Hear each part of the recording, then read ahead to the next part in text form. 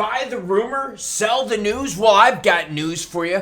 What if I told you I've got the number for the SEC's penalty against Ripple Labs? And holy crap, there are a ton of zeros on that number. In crypto, yes, politicized, saying that there's a lot of naughtiness being used with crypto. But what if I told you that those politicians are lying and they're just trying to put shade on crypto? Speaking of shade, FTX prepares to dump more on the market, but I'm here to tell you that the price isn't going to reflect it. And we've also got ETF news. Is it buy the rumor and sell the news? And will people be taking profits soon? Let's have some fun and learn along the way. Ray Wagner says this field is rife with fraud, scam, bankruptcies, and money laundering. That's actually what Gary Gensler said when he was talking about crypto, but Ray's got the right idea. Sounds like he's talking about government-funded programs to me. Ray, you were exactly right. That's what I thought Mr. Gary Gensler was talking about, but instead he was talking about crypto. Jeremy Touche, super supporting the channel in the month of October. Hats off to you, kind sir. Jeremy says, please excuse my ignorance, Klaus, but what does spot trading mean? So pretty new to this, but trying to learn as much as possible. Okay, most of the time when you're hearing about crypto, you're hearing about spot, the price right now, to take delivery right now. We're not talking about futures, perpetuals, or anything like that. So when you hear spot is the price that we're taking right now. The market that the majority of us play in, like I said, unless you're playing futures contracts, is spot.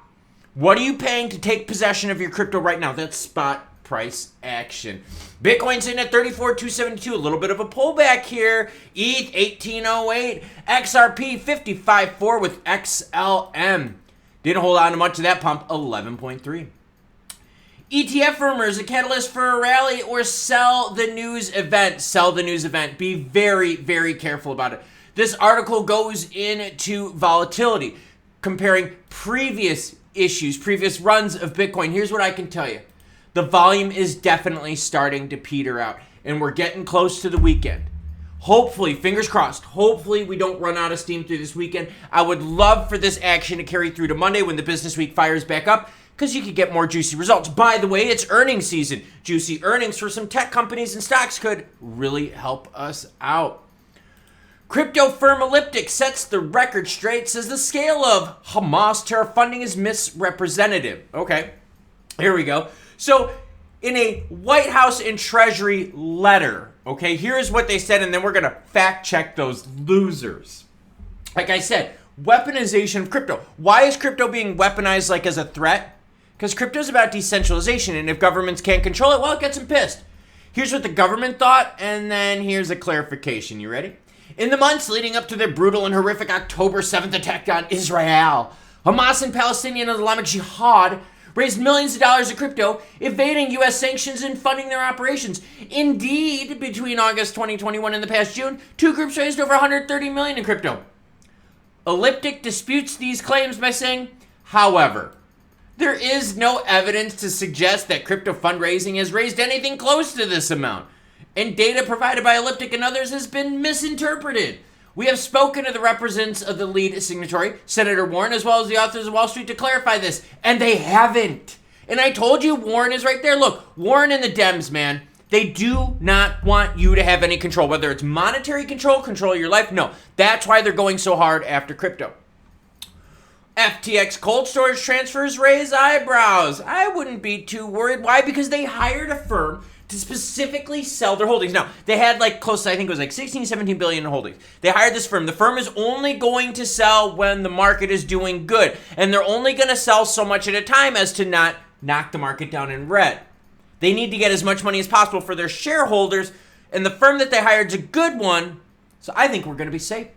PeckShield reported on October 26 that a Solana-based FTX exchange cold storage label recently transferred 470 total tokens worth $15 million. By the way, that happened today. That's why I hit the subscribe button, because if you're a SOL holder and you're like, yo, why is there so much dumpage? Well, you know now. A portion of the withdrawn funds were sent to centralized exchanges like Binance and Coinbase. In addition, a second FTX cold storage labeled Ethereum addresses recently took out $2.5 million, including comp and render, to Wintermute, a prominent global algorithmic trading firm, blah, blah, blah, blah, blah. Look, here's the deal. FTX is going to dump billions on the market, but they're going to be doing it very controlled. Do not think that this is going to put too much negative pressure on the market. Because they even said, hey, when the market's red, we're not going to sell. We're going to wait it out. Our job is to get as much as possible for the stakeholders. That's good news, isn't it? Oh my God, there's some zeros in this thing. Well, guess what, everyone? The SEC has proposed what their penalty is for Ripple Labs. Ripple Labs faces a $770 million SEC settlement. The U.S. SEC has demanded a $770 million settlement from Ripple Labs, alleging violations of securities laws. This development was shared by Deaton, the legal representative for the XRP holders, representing over 75,000 of them. Deaton anticipates an extensive negotiation process that will entail the examination of multiple documents and transactions before the penalty fee is finalized. Ripple's key figures, Garlinghouse and Larson, are projected to challenge this fee, possibly prolonging this case until summer of next year. $770 million fine. XRP price action. All right, look. While we were sleeping, what happened? Well, we couldn't break 56.5. Been rejected at that point now, sitting right at around the 55 cent mark. The key is still the same thing. Can we hold on to this while the ETF pump is coming? Can the ETF pump news last until we get an announcement of one actually being approved? What if we're waiting for 2, 3, 4 weeks for one to get approved? This move will not hold if we don't get some news to keep it going. That's the concern. If we don't have anything to keep this going, we go into the weekend volume sucks, we go into next week, we don't get any news regarding the ETF then approval, we're going to be in a world of hurt, everyone. We'll go right back down to sub 50. So for me, the key to success here is not Jerome Powell, because we know he's going to be taking a pause in 5 days. But the key is seeing, will the news of the ETF approval happen soon enough to keep this rally going to help XRP? Because my thinking is this. If we get actual approval of ETF, I think you could see XRP go up even more. Now, granted, I do believe people will play the pump and dump and take the profits. But we're not going to worry about that right now. But I do believe that XRP will move up if there is approval of SEC ETF action with BTC in the next few weeks. Seriously, we need to get it now while the iron is hot. If we wait too long, people are going to be like, well, that was a big nothing burger, and they're out. And we don't want that.